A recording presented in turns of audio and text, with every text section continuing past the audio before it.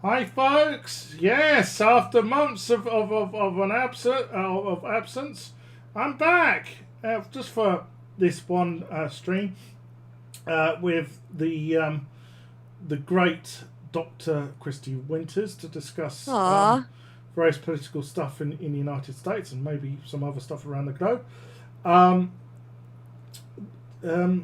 Sorry, I lost my train of thought there. Of course, you can always visit my blog at sophiachristinabothard.com because I've gone back to writing and I'm getting well into that now. But we needed me and Kristi, I felt, needed to have a discussion about, well, the midterms next year and why it is really vital that LGBTQ people get out and support the Democrats. So, hello, Kristi. Happy holidays. Got the right, there we are. Got the right screen at last. Okay. So, well, actually, I'll tell you where we'll start off with. So I woke up yesterday morning, logged onto Twitter, and I saw that Desmond Tutu had died. Archbishop Desmond Tutu, of course. And, well, immediately I burst into tears. Oh, yeah?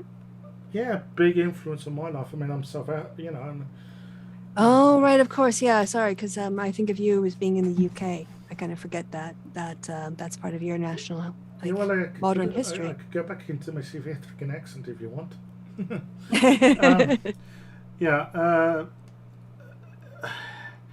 I mean, he ranks alongside Nelson Mandela when it comes to the anti-apartheid movement. Yeah, and I mean generations, like influencing 2 or 3 generations now of people. And definitely was an inspiration to me. I mean, obviously, was apartheid which politically radicalized me. It was my political awakening, and maybe the activist I am actually. Because racism was always I always thought racism was really nonsensical. How can you judge someone on the color of their skin? It's really stupid as far as I'm concerned. And there being state-enforced racism where somebody's treated as a second-class citizen because of the colour of their skin just is, it's heinously evil. Absolutely, and widely practiced, unfortunately. Yes. And I mean, I did, I do remember a part. I mean, the thing is, I was too young to sort of like realise certain things when it wasn't really until I came to this country that I started to learn about apartheid, and I suddenly remembered things like I do remember seeing it. There was a law. Basically, some places weren't segregated, and I do remember seeing a few times a black person being asked to leave certain places because if white people didn't want them around, they had to leave. And I mean, Desmond Tutu, he continuously used his platform, and I'm sure that there were people in the Anglican Church telling him stop rocking the boat, but he continuously used the platform as he rose through the ranks, to advocate for against apartheid. But not just that. He was also a staunch LGBTQ plus ally. In fact, he was a patron of a trans charity here called Press for Change. And this will probably surprise a lot of people, considering he was the Archbishop of Cape Town, which is the top job in the Anglican Church in Southern Africa. Hello? Kristi? Yeah, I just don't need to, I didn't think that needed an affirmation. Yep. No, so, I don't have anything to add. This is but what I was going to say is from what I read about him, this was due to his Christian. It was actually not despite his Christian beliefs, but because of his Christian beliefs. He really did seem to be somebody who would speak out against the establishments for inflicting oppression on marginalised people. And I just think, why can't we have more Christians like him? Why can't we? Yeah. I'm so sick and tired of having to deal with people who seem to because he uses some scriptures of some crusty old book to basically as a front for their own insecurities. Yeah, I think I mostly associate him as a spokesperson. Wasn't he pretty prominent in the Truth and Reconciliation yes, he work? was. Yes. So that's primarily how I know him. But obviously as somebody who understood the human cost of bigotry. Some people are able to compartmentalize. Now that I have my child has come out as gay, I'm suddenly more tolerant of gay people, but that's it. Yeah. And versus an actual. What Jesus taught. We can go back and forth about like the authors and everything else, but there did seem to be a core to his message, especially if you kind of go back to Mark, which is like our earliest written source. He was kind of, now, of course, let me preface this. He was only talking about Jews being like really nice and open and loving with other Jews, right? He wasn't out there like teaching people to convert the Gentiles or even like trying to save the Gentiles or anything, right? But in terms of within his in-group, the idea of taking care of other members of your community and being kind and not judging So that, with what measure you met out, it will be meted out to you. There is a basically like let God sort it out and just love people. There is that possibility of interpretation, which some people, including Desmond Tutu, have chosen to embody rather than some of the other parts of the writings. Well, I mean, he said he would not pray to God, to a homophobic God. Yep. He also called the Israeli government out for their treatment of the Palestinians. I mean, of course, the modern day equivalent to apartheid. Yeah, very much so. And also, I saw some quote of his where he said that, and I like this one. It was about fence sitters. Basically, if you can't take a side in an argument, you're appeasing the aggressor. Yeah, not taking a side is taking a side. Yeah. It's like people who go, why is it so dichotomous? Why do you say you have to be either racist or anti-racist? Like, well, because if you're not actively anti-racist or anti-racism, then you're tolerating racism. Like, there's no middle ground there. Either you put up with it or you don't. It's so, yeah. So the other thing, of course, I wanted to talk to you about, don't worry, we will get to the big subject. But, it's worth catching up with certain subjects which you will know all about. Alex Jones has got his comeuppance. Oh, in many ways. What were you thinking of in particular? Well, so not only did he lose one defamation case, he lost two. Brought against him by the families of the syndicate. Yes, he earned that, all of it. Yeah. And he's probably going to be put out of business now. He's picking a fight with Donald Trump, so we'll see how that goes. Yeah, he's. He called them. He said he's either really stupid or he's the most evil man in history. And I was going, Alex, okay, he's not Mao Zedong. He hasn't killed 60 million people. Okay, I have no doubt that Donald Trump is evil. Yeah, it's a matter of degree here. I mean, obviously, everything has to be so over the top and exaggerated for him, right? It has to be fun. He has to be an idiot or the biggest, worst evil in the world, because that sells. Yeah. I mean, the other week he was going on about Joe when the tornadoes hit Kentucky, that Joe Biden having control of the weather machine. But like the week before, it would have been, Joe Biden has Alzheimer's. Well, I don't understand this. Why is it that it's only like hurricanes that are done by gay people? Like, look, where were all the Christian preachers when all these tornadoes hit these Republican states saying this is God's punishment for your bigotry? You see, that doesn't happen. Yeah. I remember there was some preacher in Northern Ireland when Hurricane Katrina happened, saying it was because they allowed the city had recently had a pride parade.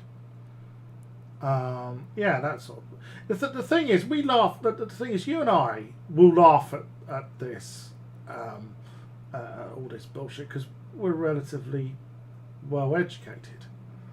But there is a serious side in that there are a lot of ill-educated people whose homes will be wrecked by tornadoes, but I'm sure they still have easy access to firearms. And you have people like Alex Jones or whatever fucking hate preacher, whether it be the Westbrook Baptist or Kenneth Copeland or whoever the fuck else, pumping their heads full of garbage about how it's the LGBTQ community which is to blame for their house being wrecked. And they're going to pick up... Well, it's not just that. They also blame women who get abortions. And, I mean, it's kind of like the liberal agenda. and for headline purposes, or they'll have a sort of hate group of the week. But I mean, in all honesty, in the States, they've been saying this stuff for decades now. It's not a new thing. It's not a recent phenomenon. Preachers have been doing this kind of hate since Pat Robertson, at least back in the 80s. Well, I remember of all people, Barry Goldwater made the comment that he back in the early 80s that he felt the Republican Party was becoming too overrun, but with Christian fundamentalists. Yeah, a bit surprising that from someone like Barry Goldwater, but talking and reflecting in a time when there was a lot of political ground shifting in the United States. So you had what was traditionally the Southern Dixiecrats, and you had the Northern Republicans during the Civil War. But at that point, the parties had really started to shift, right? And so you had the Republican Party was pro-choice for a little while until they started courting the evangelicals, which was like a rather new thing of creating a political alliance between hawks, corporate interests, and evangelicals, and they're each kind of agreeing to get their own share of the pie. So I think that there's, it used to be like hoity-toity, more of the Northeastern Republican Party, the Ivy League Republican Party. That's kind of probably the Republican Party he grew up in. But then they started chasing votes in the South, coming off the back of the civil rights, the backlash to the civil rights movement, and Democrats moving toward progressive liberal policies, and the Republicans then chasing, white supremacists and fundamentalists. Barry Goldwater always gave me the impression of being more of a classical libertarian type. Small government and individual liberty and all that. More in the sort of Ron Paul sort of mould. But anyways, I mean, you're talking about the shifting sands of politics. I mean, you look at someone like Arnold Schwarzenegger. I don't think he belongs in the Republican Party anymore. You listen to what he has to say about fighting climate change, and I mean, he put out that video after the Capitol riots saying, Joe Biden's president. I think it's important to, like, one of the for the demographic of let's say 31% of the U.S. population, which is white men, their most important issues in elections tend to be taxes, right? So they will throw a lot of other people under the bus in order to have a good stock market portfolio and pay less in taxes. Well, that's which you're also seeing that a lot in the Hispanic community, where there's a lot of small business owners. They're also Catholic. You think that with all of Donald Trump's anti-immigration rhetoric, they would naturally move to the Democratic Party, but like 2/3 or a little over 50%. But there's a big chunk of Hispanic, Latino, from a very diverse background. We kind of lump them all together, who vote Republican because, my stock market portfolio went up under Trump. Well, people are just kind of basic. A lot of people are basic in their concerns that way. Yeah, I was going to say, from what I remember, Trump's vote actually went up amongst the Hispanic community. I think that's right. That's right. Yeah. During last year's presidential election, and it also went up disturbingly amongst the LGBTQ community. Oh, didn't they get the message? Again, it kind of depends on how people. Yeah, some people just put money and their economic interests above everyone else. Well, there's one member of the LGBTQ community who definitely did that this year, and that was Caitlyn Jenner. God. That Sean Hannity interview when she announced she was running for the California governorship. Basically. Oh God, yeah. Making out this was ages ago now. That private jet owners in California were being oppressed, and I went, yeah, and that's who she represents, not trans people. Yeah. Yeah. I mean, descriptive representation does not ensure substantive representation. Yeah. I mean, I just wish Caitlyn Jenner would just fucking retire to the golf course and shut the fuck up. I've had enough. I seriously have had enough of her. anyways, we need to talk about next year. Yes, that's right, folks. For those who live outside the United States, there are midterm elections to Congress and, of course, across various state legislatures. And a third of the Senate. Yeah. Yeah, a third of the Senate's up too. Every 2 years. Yeah. And at the moment, polling isn't so good for the Democrats. And well, I don't really care a year out. I mean, I can't, like it's a year out. It really doesn't matter at this point. I mean, they were yelling about gas prices 2 weeks ago, and everyone's already forgotten about it. So I will start taking polling seriously, like probably in the summer of next year. Yeah, okay, fair enough. But here's the thing, and I mean, this is why I got you on. And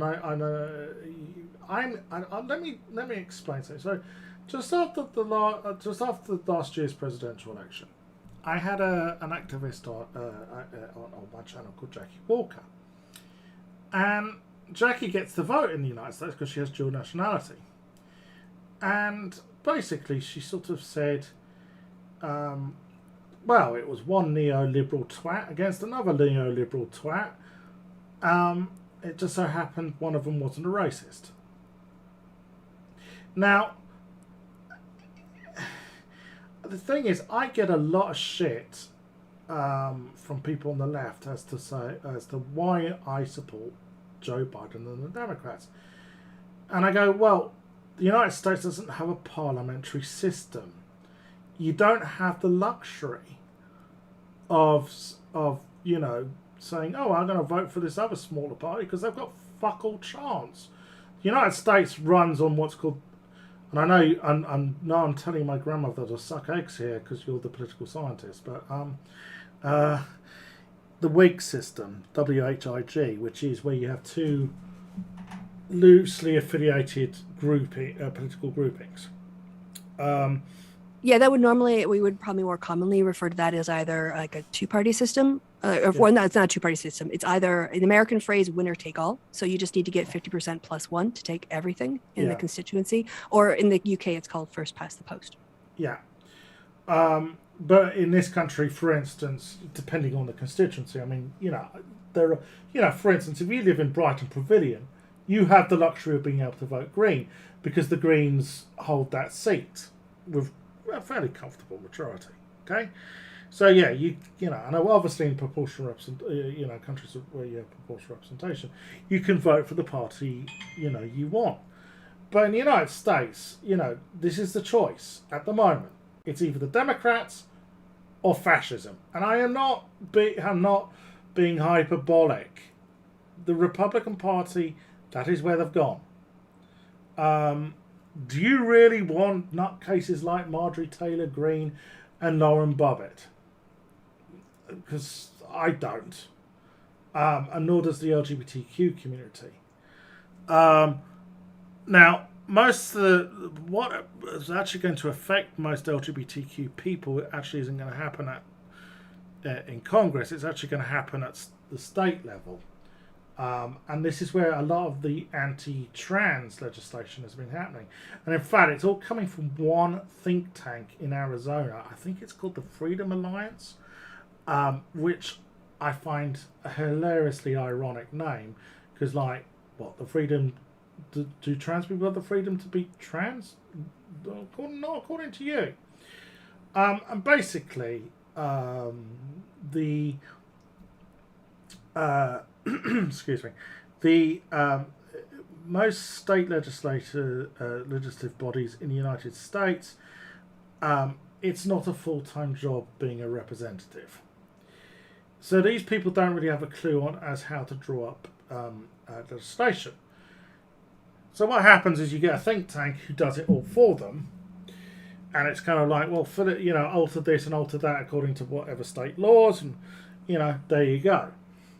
Yeah, that's not exactly how the process works. So as someone, I worked in a legislative office. So usually what happens is, there's an entire, well, at least in Wisconsin, I assume that there are these same branches in every single state legislative body around the country. But it's called the Legislative Fiscal Bureau, and there's also the Legislative something bureau. Anyway, when a senator or a representative wanted to get a bill passed, obviously they don't know the language, but what we would do is we get a sense of what they wanted to accomplish. And we meet with people who are basically, they have their degrees in administrative law language. And they go back and they find the relevant statutes and they cite them, and they actually compose the law itself. So you are right. There are these things called basically legislative bill mills. ALEC is another example of a group that just sort of does copy and paste, legislation. And they have those experts in legislative language to get a close enough draft that people can then customize them based on the statutes in their states. So yeah, that's kind of how that works. Just as an FYI, just as a clarification. Yeah.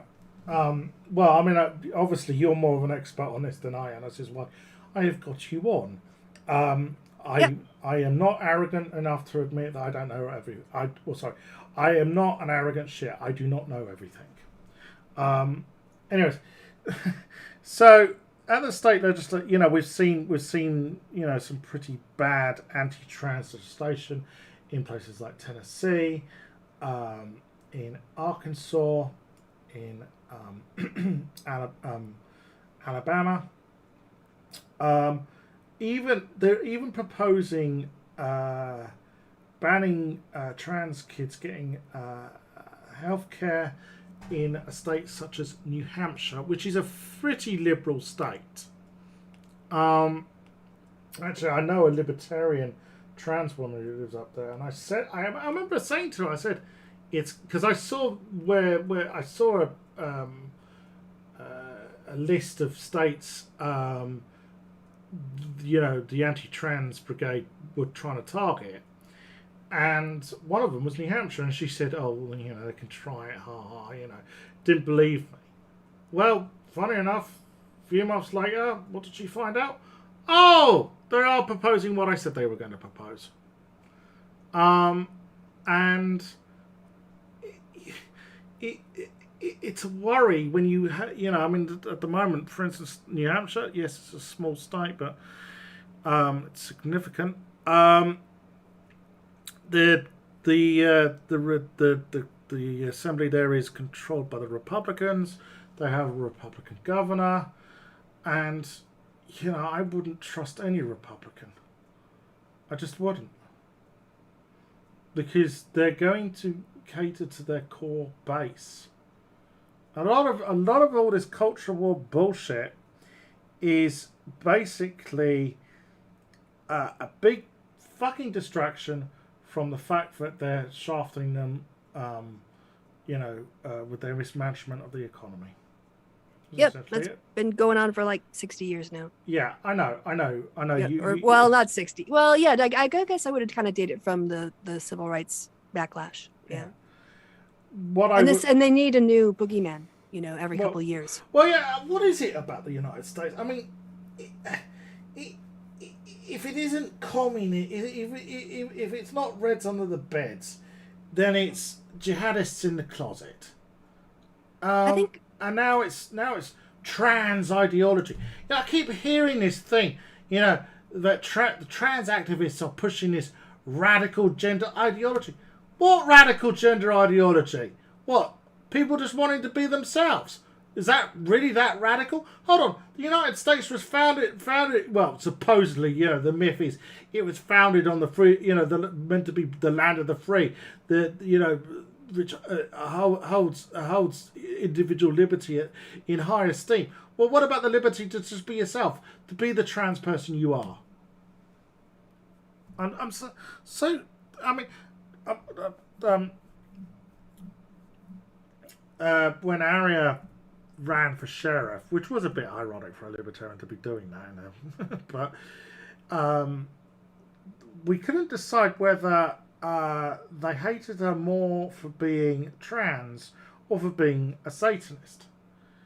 And yet again, supposedly the United States it enshrined it in its constitution that freedom of religion. Well, people do have the freedom not to be a Christian. I know, I'm telling you. Right, but yeah, I think it's, we have to, the myth is now retroactively, it's reimagined. What's the word? Reinterpreted, the word that they hate. Revisionist. Yeah. right? To mean all people are created equal, when really they only meant white property men like them. The equality was only within a very elite group of people who had actual legal equality and political equality and opportunities to rise economically. And so obviously there's a mismatch because it was never meant for us. Those rights were never meant for us. And so the society on which those rights were founded has changed slower than like the rhetoric has because Yeah. of normative things about democracy Yeah. All and right. contrasting it to communism. Yeah. I mean, I. A couple of things I was going to say. I was only. I realised the United States was founded by a bunch of rich slave owners. Um, so to say it, that's the truth. And Yeah, that's not disputable. the wealth of the United States was built upon slavery. They are. And stolen land, Yeah. and also denying and taking all of the earnings of their wives or daughters or any other, woman in their lives because they Yeah. didn't have property rights. Yeah. Yeah. I I I was going to say, so but every time you get some right winger goes, this is the land of the free. I go, okay, well, what about the freedom to be trans? You see, I will take, I will I will use what they say to me against them. I will always do that. I've done it with anti-Semites who bang on about us Jews having access to a secret space laser, or what the fuck ever, or us Jews control the world economy. And I go, well, if we control the world economy, why is it I'm in thousands of pounds worth of credit card debt? Yeah, I just like bursting a bubble. Sorry, I just do. That's my personal thing. Mm-hmm. But the reality is, and I was getting back to the point, is the reason I support the Democrats is simply because I don't want LGBTQ people to suffer more than they have already suffered. I want things to improve for LGBTQ plus people. And the Democrats do things for the community. Biden reversed the ban in military. Whatever you think of that, there is a right to, equal opportunity, right? That's their founding principle. They've done a lot of things in terms of extending Title IX protections federally. And we have people who've been elected as Democrats who are trans. Yeah. So, if that's the thing, you're looking for a party that will look out for your interests and have a chance to get elected, then the only party that is on the ticket that you should be voting for is the Democratic Party. Even if you live in a marginal district, if you're not in a marginal district, especially in a swing district, it's really important. But even if you live in a safe district, it's important to turn out and show support. If nothing else, so oftentimes the states that are controlled by Republicans are then gerrymandered to cement that hold, and Democratic votes are sort of ghettoized into and never having a chance to win. And so everyone who votes for a Democrat who lives in a seat where a Democrat can't win shows the mismatch between the popular vote of the state and what the results are. So even if you say, well, there's no chance Democrat in my district is going to win, you can still go out and do a protest vote for the Democratic Party against the gerrymandering of the Republicans and tell people that. Yeah. So I was gonna say to you, I really don't like the dirtbag left. The Karl Kuklinskis of the world going Bernie or bust. What he doesn't realise is, look, I like Bernie. I'm a socialist. But at the end of the day, I'm not going to throw the LGBTQ community under the fucking bus. And by doing Bernie or bust, you are doing that. Yeah, he's an independent. He's an independent. So he caucuses with the Democrats, and he'll often vote with the Democrats, but he's not a member of the party. So, Sorry. What I should have said during the last election, right? You had Karl Kuklinski from Secular Talk and others, right? The supposed dirtbag left, saying they're not going to vote for Biden, no matter what, right? They were Bernie or bust guys, right? And by doing that, you were, I mean, lucky enough, Biden won, but despite you guys, not because of you guys. And thus, you were putting the lives of LGBTQ people at risk. And I'm not being hyperbolic. I went through, right, Trump's him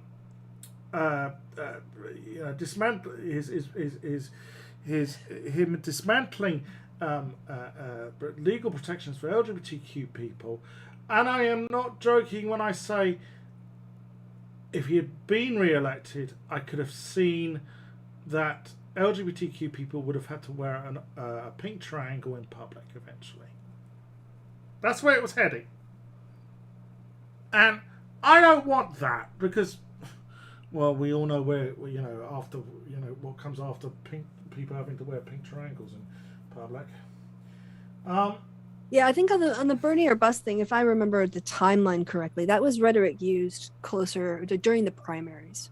And I think that there is a natural cycle, especially when there's a neck and neck or perceived neck and neck with very intense supporters to the last two candidates, that people so they have the conventions like July or August, right? And so there are still some pretty hard feelings at the convention sometimes, although it's often used to rally the party together. I think a lot of the people who were Bernie and bust in May, even Shoe on Head, I think by September, October, and the reality of the real choice, a lot of people backed off of that rhetoric to their credit, but some people didn't, and shame on them. Yeah, as I said, and I just don't think you help. Now, my primary concern is, I know some people say, "Oh, you're only concerned about the, LGBTQ community." Well, I am LGBTQ, and so of course it's going to be a primary concern, but also, tackling climate change. You weren't going to get that under Donald Trump, were you? And that is an extent. That is a threat to all mankind. But of course, Karens know best, don't they? I'm so sick and tired of people. You see, the one thing I will say to you is that you probably know a great deal more about political science than I do. Sure, I'm fairly well read, but why do I think that climate change is happening? Well, because because 98% of climatologists say it's happening. They're the people who should know.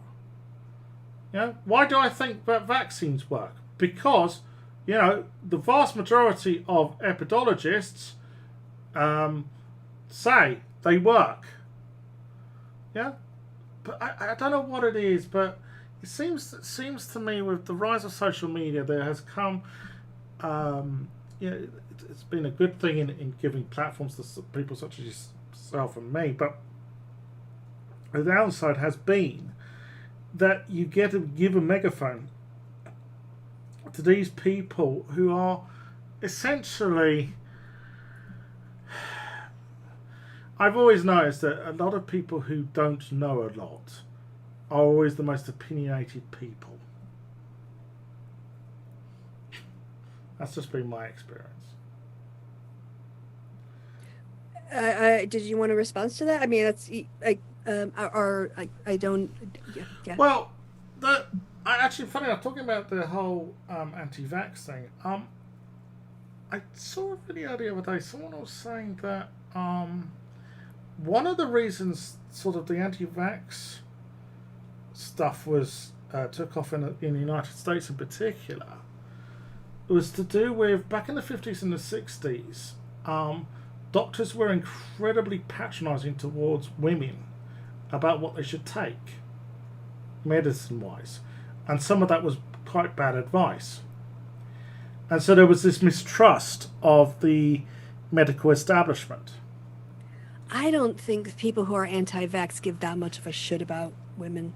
I just think they don't. I think there's an anti-elitism that runs through populist movements generally, And this is the current manifestation of that anti-intellectual and they kind of conflate elitism and intellectualism because, Well, it's all kind of one big amorphous thing to yes, them. and of course, anti-intellectualism feeds into fascism because fascists tend to be anti-intellectual. They tend to be anti-feminist. Obviously, always homophobic and transphobic. Don't I know it? In public. Yeah, and also anti-Semitic. And you've got. Let me tell you something. I was shocked by the amount of anti-Semitism there is in the United States, considering that the Jewish community is quite large in the United States. Um, I think it's also more distributed on the coasts than in the middle. And so smaller Jewish communities in, evangelical deep south or Midwestern kind of places that are isolated and remote, that's where those rural areas, that's where white supremacy thrives in those, libertarian Montana, upper parts of Wisconsin, Michigan, as well as in the South. And so I think it's kind of although that's not to say that there aren't hate crimes in, New York City or in California or something like that. But I think that might be part of the reason, even with the overall success of Jewish Americans, people who, I think it's it's a geography thing as well. well, Why there's still so much hate. yeah, I mean, the ADL said they judged Alex Jones not to be anti-Semitic, but they said, oh, he has anti-Semitic guests on. And I kind of thought, hold on, they're completely missing the fact that every time he says globalist, it's a euphemism for Jew. It's pretty obvious to me. And I mean, I'm a Jew, and the ADL obviously is a Jewish organisation. So I don't know how they completely missed that one. I, I, it just worry. It's I mean, I am worried. Let's just say that. With because if it's been rare that when the first midterm after a president has won office, that there's a swing towards his party. So, historically, usually away. Yeah, that's what I meant. That's what I meant. Oh, okay. I said, it's rare. I think there was a swing towards. I missed that. I think there was a swing towards the Republicans in 2002 after Bush won, but that was mainly because at the time, that was just after 9/11, of course.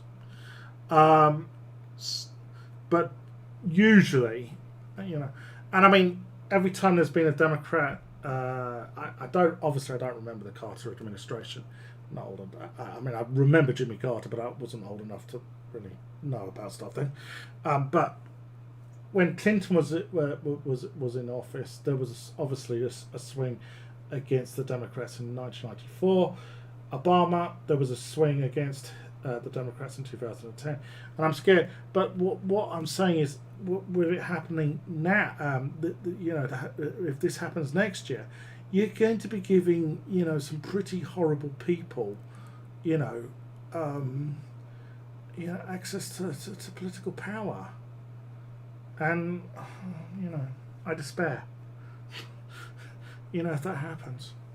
Yeah, at the end of the day, people tend to vote their own. Generally, it's in the most popular explanation, let's say, or let's say in the models, the one that explains the most is their own economic interest. Well, and so if the economy has kind of been bouncing back, if right now there's very low unemployment, there's been high inflation, which is not a surprise after supply chain problems caused by a global pandemic, right?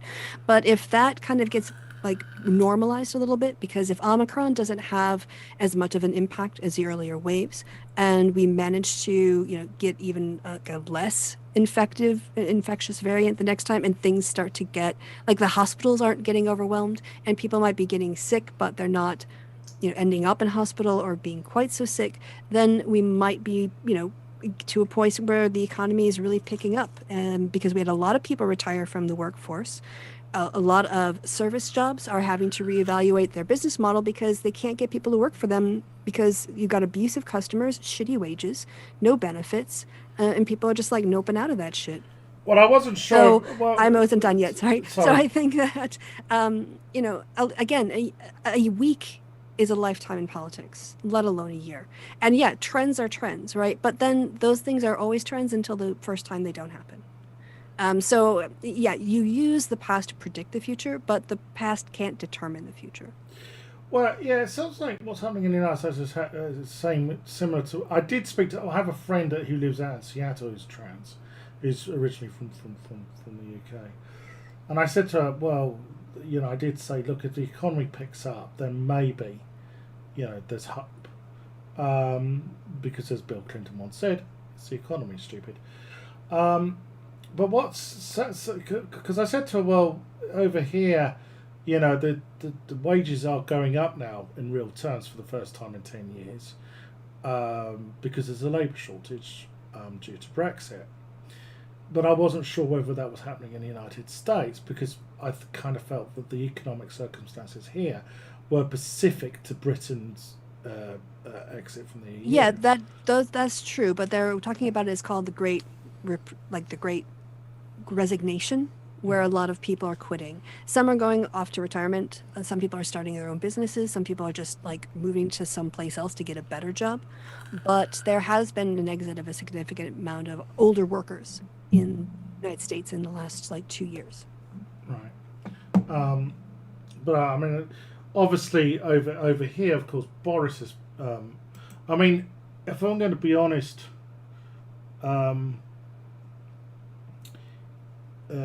what's happening here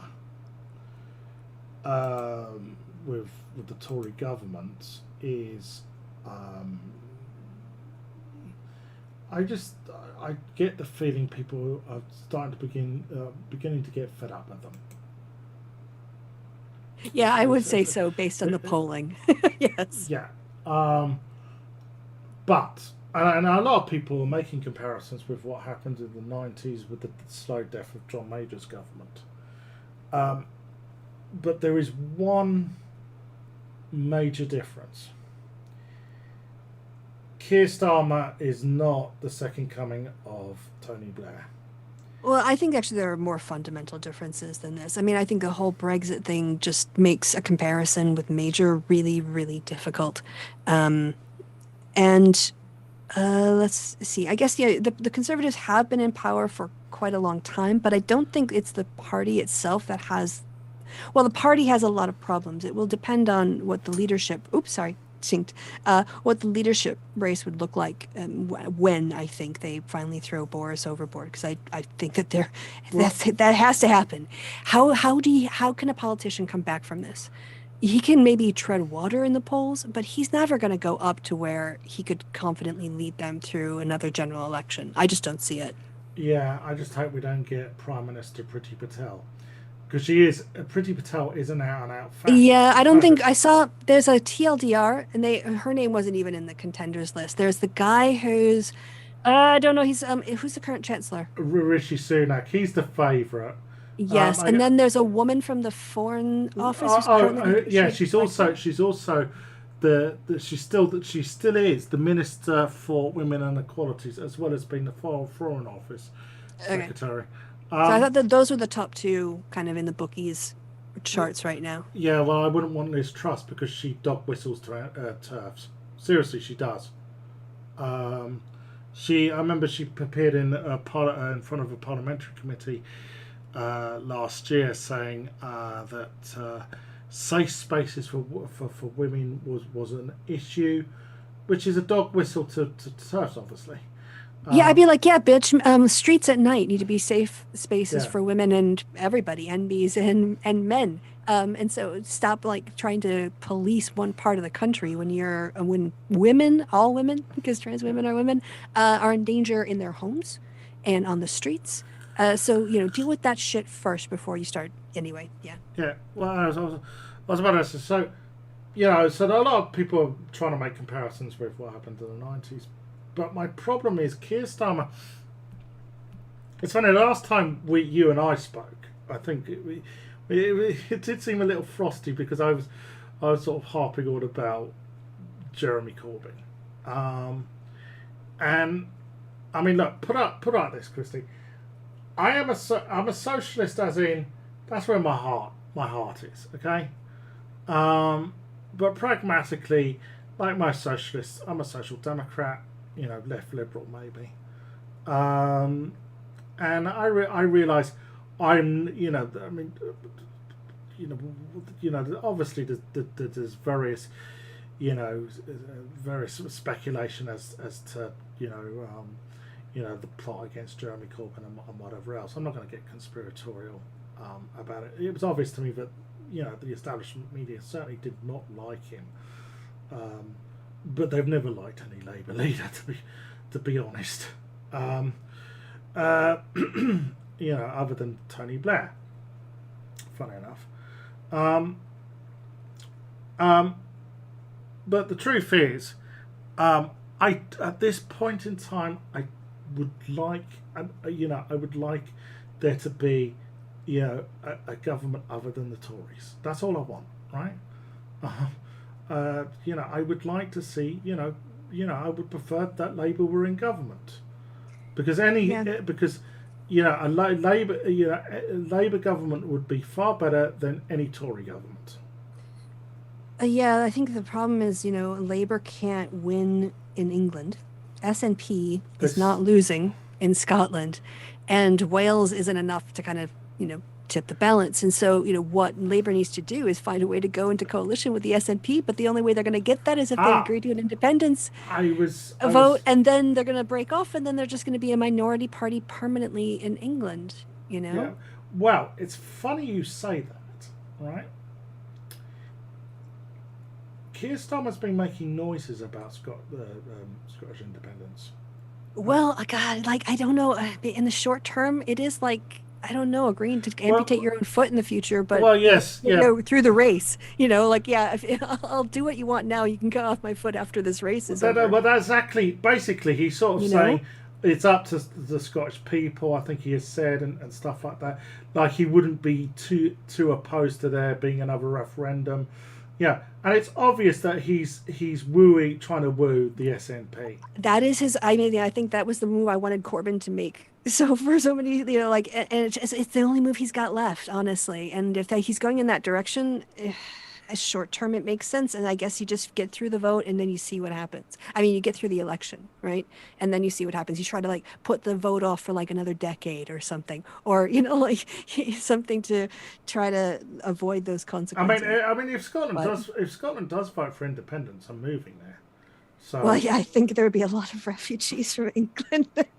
For starters, I support a Scottish football team, so you gotta just walk in with your gear already, your scarf, your songs. Well, it's funny. I was doing a stream the other night with my other half, and I was all decked out in my Celtic strip.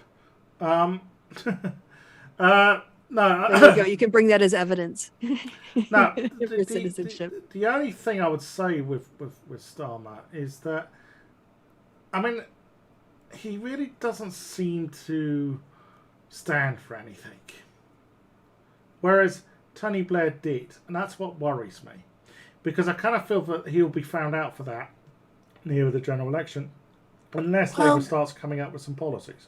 So when I did the QESB since 2010, it's not a great predictor, but we found a pattern, and that is the leader who people described most frequently as competent, even if they didn't like them, even if they thought they were smarmy or a liar, but they thought they could do a good job. They were a competent manager. That was the candidate that ended up winning. Now that's not at all like a quantitative model with hard data, but it is interesting that is the consistent pattern. And when it comes down to which party ends up in government, and with right now, I can't see how people wouldn't say, I don't like Starmer, he doesn't stand for anything. People said this about Blair. He's a liar. He's a lapdog. but I think he'll do a better job. He's more competent than Michael Howard. Right. And they're going to say the same. I could see a lot of my people saying the same thing. I don't like Keir Starmer. He's not my kind of guy. But Boris Johnson couldn't organize a piss up in a brewery. Well, we can actually. Well, I mean, but I'm saying, you get what I'm saying, right? The point is that they'll vote for what they think is competence. And that's why I think with one thing I think the Tories just don't grasp, right? I was in a cafe the other day, and I had somebody say, "I have voted Tory all my life, but I'm not going to vote for these bastards after their Christmas party antics." And it seems to me that a lot of Tories just don't grasp how pissed off people are by that one thing, because it really did sort of show one rule for them, another for us. Yeah, I said this on the happy hour. It's just how it's depressing that you can have story after story about corruption and nepotism, not nepotism, but like insider stuff and friends getting money and mismanagement of taxpayer funds. But it's the fact that people had, a Tesco Metro in number 10 when the lockdown was happening that really makes them go, fuck these guys. And at the end of the day, we have to forget that we have thinking brains, but we are mammals. And our kind of what drives us the populace masses fundamentally in terms of movement is like emotion and just kind of base human self-interest and senses of not fairness, but that's not fair to me. People who are on the left care more about what's unfair to other people, but most people don't. Most people are only really they have principles. Yeah, that's a good thing or a bad thing, but what moves them is when it's unfair to them. It's why the maskers are so angry. These are middle-class white people who've never had to compromise their lives in any way. The whole economy is built around tailoring itself to them, and now they have to put a piece of cloth over their face, and they're losing their shit. Well, they're so bratty. Yeah. I was going to say, one, as I said, I've got a trans friend over in New Hampshire. It's a libertarian, and the whole mask thing, it wasn't because it makes sense to wear a mask, right? It wasn't because, there was science to say that, wearing, that your life was going to be, they didn't. It wasn't anything to do with any conflicting science or whatever else that they wouldn't wear a mask. It was because the government told them to do so. That was it. Yeah. And that's the thing particularly with libertarians. It's like they will just.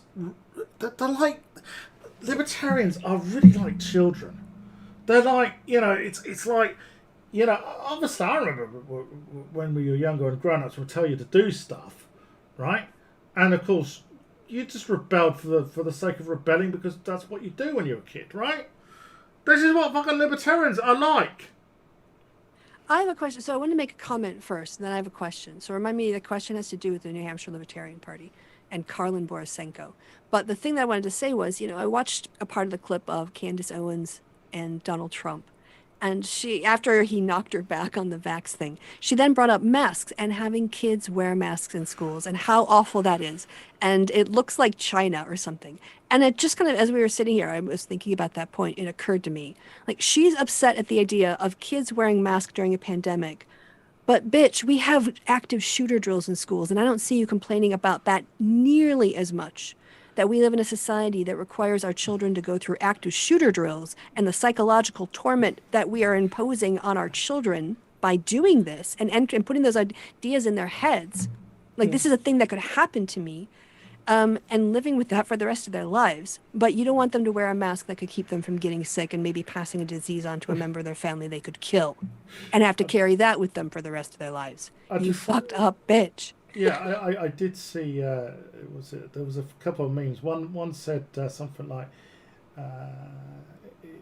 "If you think that God, you don't think you think God will protect you from COVID, then why do you need an AR-15?" Yep, people who wear a T-shirt that says, I don't live in fear with a mask on it, and then carrying a gun. Some woman and got some Karen in a fucking warehouse. The other one was They said right wingers in America haven't had problems wearing masks in the past, and of course, it was a line of members of the Ku Klux Klan. True. No, I was good. No, I just think that. I mean, it was a anti-vax. I mean, the thing is, the other way in London, there was like a supposed anti-lockdown protest, but it was really an anti-vax protest. I mean, the fucking Piers Corbyn. Yes, he is the brother of Jeremy. Every family has to have one embarrassing member. But you know, then of course he's an ardent anti-vaxxer. Wasn't he caught on tape saying they should burn down the offices of people in Parliament who voted for the bill? Yes, and he was arrested for How it. was he? Was Yes. good. He should have been fucking arrested for that. That was like so illegal. Thank you for the update, because I saw the video and I went, "How is he not being arrested?" I'm glad you told me he was. I'm really happy now. I did write about it actually, because that afternoon I sort of said, look, I can understand people's anger about the you know, possible lockdown restrictions, because you know the Tories, you know, their antics, you know, and you know, and also, you know, the Tories are so fucking stupid in their selfishness, because basically they've given Karens every excuse to disobey, because Karens will just simply say, well, the Tories don't obey, why should I? And I get that, right? But my response was, hey, look, just because the Tories are, you know, aren't, you know, are being COVID idiots, doesn't mean that you should be, right? So anyways, I did respond to this march, and you know, that this was, you know, wasn't actually helping. And did anyone challenge me on the arguments? No. They resorted to transphobia. It's always the case. You know, that's what always happens. I mean, a few months ago this happened when Neil Oliver. I mean, I used to like Neil Oliver. You know, when he presented Coast and all his history programs, I thought, yeah, cute guy, nice hair. It turns out he's a right-wing reactionary who now babbles on like David fucking Icke on GB News. Oh, did you hear that Darren Grimes is getting a show on GB News in the new year? Oh no, I didn't. By the way, for me, it's I always get attacked for my looks, or that I must be single, or yeah. So I mean, trolls will always shape their attacks to, you know, go after ID poll, which they claim they hate when other people use. Well, I always used to remember the UKIPers go, I've got nothing against LGBTQ people, and then what do they start doing? Having a go at you for being trans. And by the way, that photo I have up of you, I really like the way you look there. You know, that's a really nice outfit, by the way. Sorry, I'm a bit lost. Is Sorry. that what they're saying to you? No, I said the photo I have up of you. Oh, okay. Is it from my Twitter?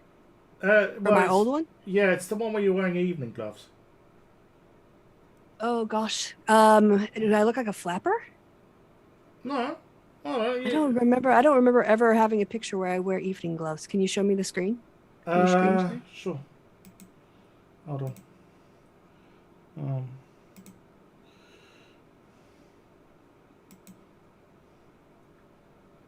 I'm curious now. Oh yeah, I'm dressed like a flapper. You can see the headband in my hair? Yeah. Yeah, okay. All right, yep. I'm wearing a corset.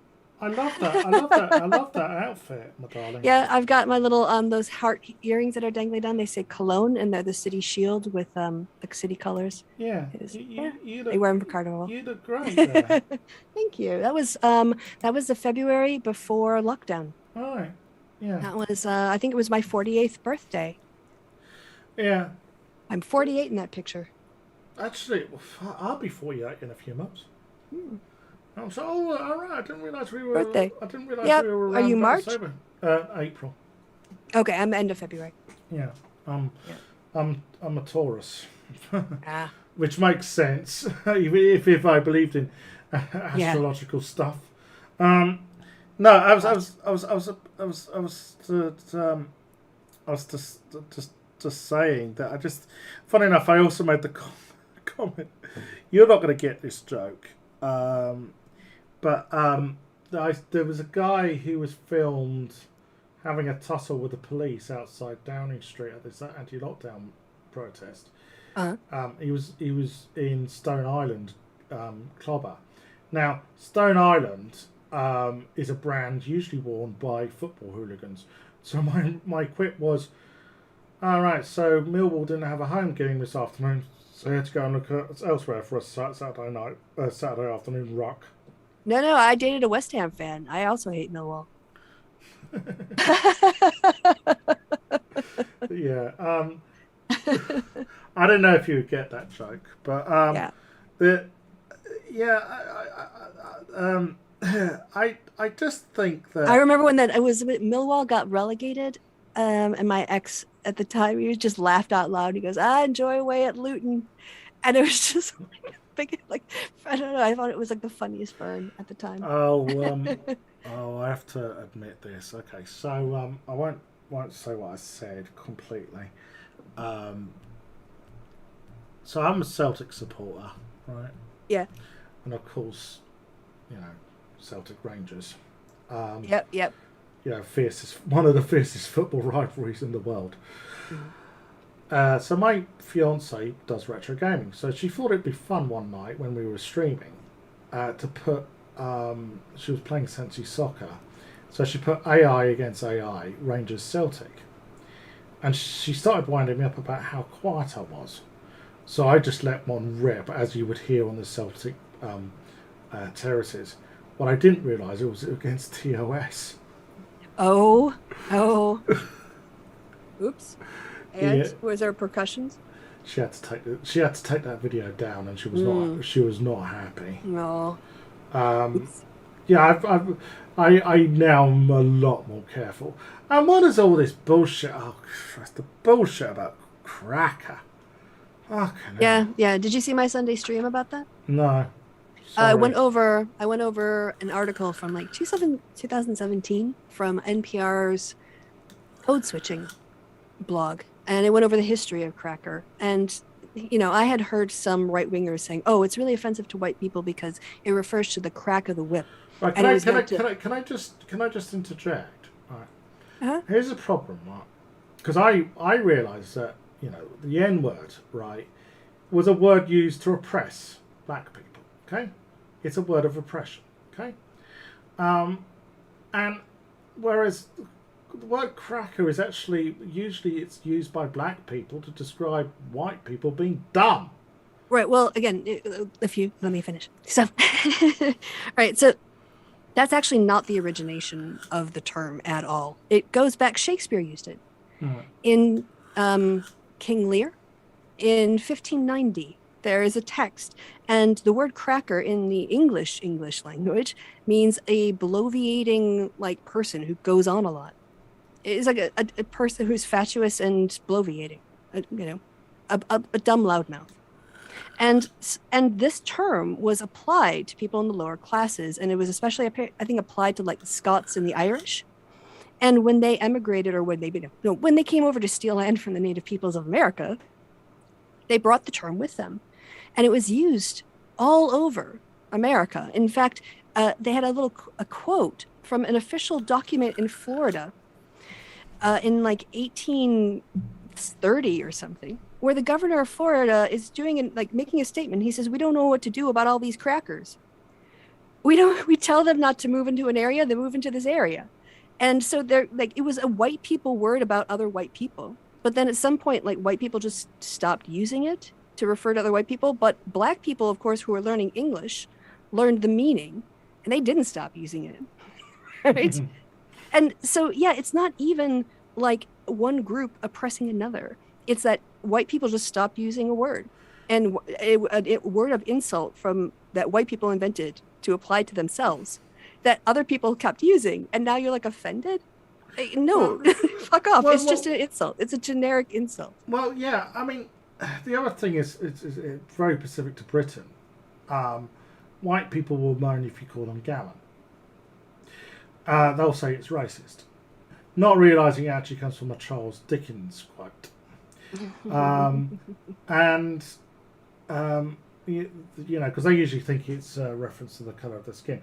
I mean, the modern term originated as I think someone in I don't know which newspaper it was.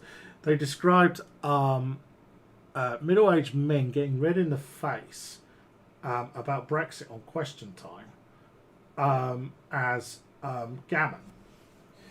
Yeah, I know gammon. I know the whole. Yeah. But white people will say, "Oh, that's racist," and I'll go. Well, first of all, you don't. People calling white people. How's it racist? And then they go, you wouldn't call black people the N-word, and not realizing that there's a whole world of difference, right? The fact that the white people have had their foot on people of other have had their foot on the neck of other ethnic groups throughout most of fucking history.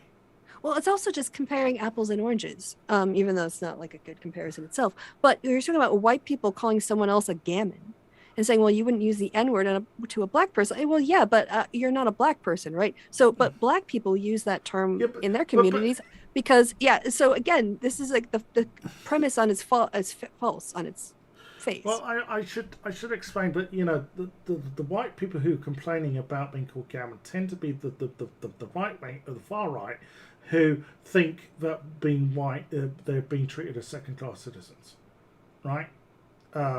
Just generally. I had a few years ago, she actually was sacked for being homophobic. I was going to ask you that question about Caroline Boyasenko. I don't know who I that just is. remembered. Okay, well, Oh, yes, I do. I think she's the president of the Free State Project. She was part of Walkaway. She is the woman who initially she did a video about wokeism in the knitting community, and she walked away and went to a Trump rally and decided to become right wing. This is for PragerU. All right. And then most recently, she got in a lot of trouble generally with people because she said that she thinks all of us make the choice to how we're going to die before we're born. And in her worldview, everyone who died in the Holocaust had actually chosen to die before they were born. And that's why Hitler went to heaven. Oh, sorry. Can I just use the C word here? No. Oh, cracker? No. You can say cunt. I'm very British in my English. Yeah, sorry. But yeah, she's a horrible person. So anyway, she's part of a libertarian movement. I think she lives in New Hampshire. Yeah, I think she was. I think she was the president. Right. Okay. I'll have to explain what the Free State Project is. Okay. Okay. There was a guy called Jason Sorens who worked for some funded think tank. I don't think it was Cato. It was one of the others. He wrote a paper saying that the reason libertarians keep failing to win office is because there's not enough concentration of them. So basically he said that if 20,000 libertarians move to a small state such as New Hampshire, or I think another one on the list was Wyoming, but basically they would win. They would start influencing the political mechanisms in that state. So New Hampshire was picked as the state for libertarians to move to, and there's a thing called the Free State Project, which was to move 20,000 libertarians to New Hampshire. Now, there are certainly your typical small government type libertarians, and that's fine. Those are the people, I don't agree with them, but I can actually have a sensible argument with them, okay? But then you get the ANCAPs. The people who want, well, you know who ANCAPs are. Everything governed by the free market. And if you even suggest, that there should be one iota of government regulation, you're a fascist. You're a commie. It actually was quite ironic, talking about Aria. I found out she supported a ban on conversion therapy. Now, obviously, I agree there should be a ban on conversion therapy. But I got to think, hold on now, you're an ANCAP. I thought it was all about individual choice. Shouldn't you be up the position, well, it's a matter of individual choice. Turned out that Aria had undergone conversion, had been put through they had tried to put her through conversion therapy herself. And Obviously, it's conversion therapy is torture, right? Yes, of course. And again, it affected her Yeah. personally. You see, Right? yeah, exactly. When it affects libertarians Yep. personally, then they're all for they'll align themselves with sensible ideas. Yeah, you Funny can also that. tell that they skew cis male because they're also anti-choice, aren't they? Sorry. Aren't a lot of libertarians anti-choice as well? Like, Well, as in anti-abortion. abortion rights. Yeah, yeah. Yeah, there's a few which I did. I'm gonna talk about my own history here quickly. I used to be anti-abortion. The reason being was that I heard that I'm a disabled person, okay, and I'd heard that doctors were advising women to abort their babies if it looked like that the baby was going to be born disabled. And I think it was around the time. You remember that film Gattaca?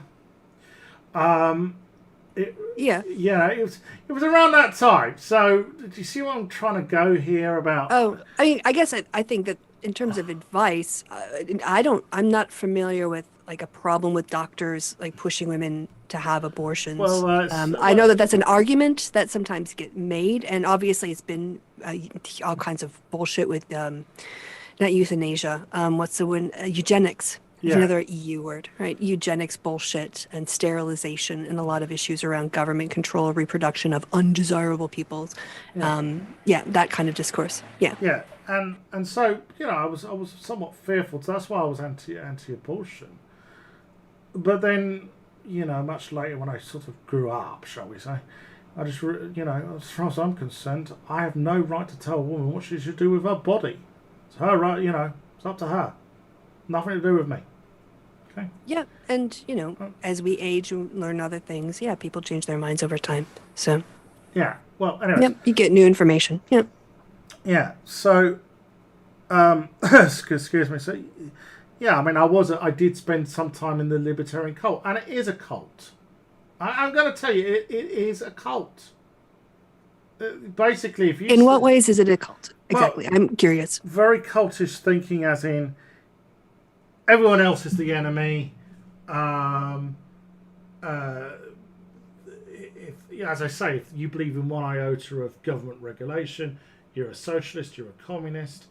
Don't talk to other political groups. Only talk to, libertarians. That's what I would associate as cultish behaviour. It did really feel like, I mean, one of the problems for me was I have an autistic spectrum disorder, right? And consequential logic appeals to me because it makes sense. 2 + 2 = 4. So libertarians will say, oh well, if we get rid of the welfare state, then communities and charities will step in, to fill the void, because that's natural law logic, which is bullshit. The reason we have a welfare state is because charities couldn't do that job. Yes. Also, capitalism is shit at redistribution, and that's what taxes are for. Wow.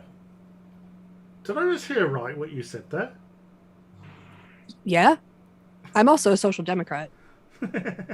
So, okay. I should explain. I've never told you this. Basically, you have those lists of people to follow on a Sunday, Socialist Sunday.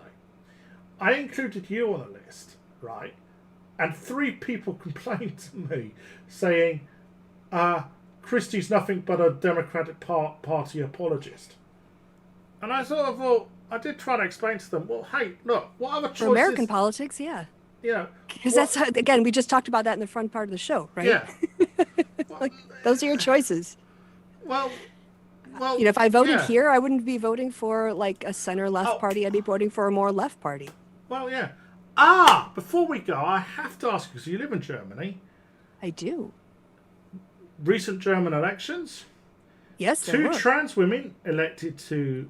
One from my city. Wow. Or region. Yeah, Cologne is Cool. one of the... Yeah, we voted for trans representation. So, yay! Trans representation and a trans representative. Yeah, that's really good. It's really good to hear. And also, I mean, I was worried because the what was the far right party there? ADL, Yeah, Alternative for Deutschland. Yeah. yeah. I was worried that they, they looked because they did, they were, you know, they did become the main opposition, didn't they, at one point? Well, they were. There was some concern. They ended up not doing that well in the overall vote, but they ended up moving a lot of people in their 70s and 80s to vote. Um, but that's also a demographic that's dying out happily. So if that's their base, Yeah. just give it 20 years. Well, it's good. Good. It's good. At least it's good news in Europe, I'll say.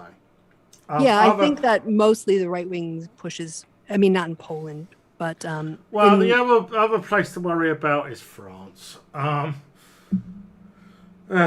Marie Le Pen. Yeah, kind of a perennial threat, but I think that that also sort of peaked.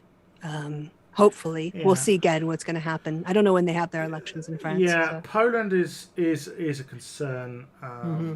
With their Very much so. LGBTQ free zones. That's just ominous. Bullshit.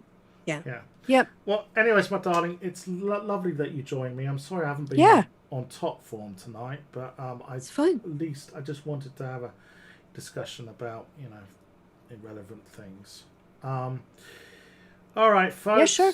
Do you want to tell people where they can find you before we go? Yeah, if you type in Kristi Winters channel, you'll find my channel, and I do a Sunday stream on politics usually. I'm taking a little time off though because it's the holidays and I have been pretty consistent in my streaming, so I'm giving myself a vacation.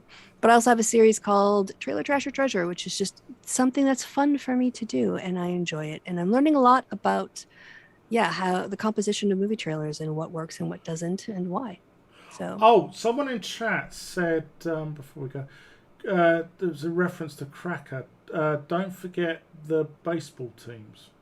Well, yeah, this is one of the things I was going to say was in addition to the official documents, there was something called the Cracker Valley, and they had baseball teams. They called whatever the city Crackers. So yeah, this was a very normalized term. It was kind of appropriated as a like a jokey insult, I guess. So again, not a racial slur. Is it an insult? Yeah. Is it a racial slur? No. Yeah. All right. Well, Happy New Year, my darling. Likewise. Gleichfalls, guten Rutsch, which means good sliding into the new year in German, because that's how you do it. You slide into the new year. Anyways, you can find me on Twitter at SophiaBotha74, and you can read my blog at sophiacristinabotha.com. Please do so. Thank you, everybody, and well, that's it. Thank you, and see you in 2022. Bye.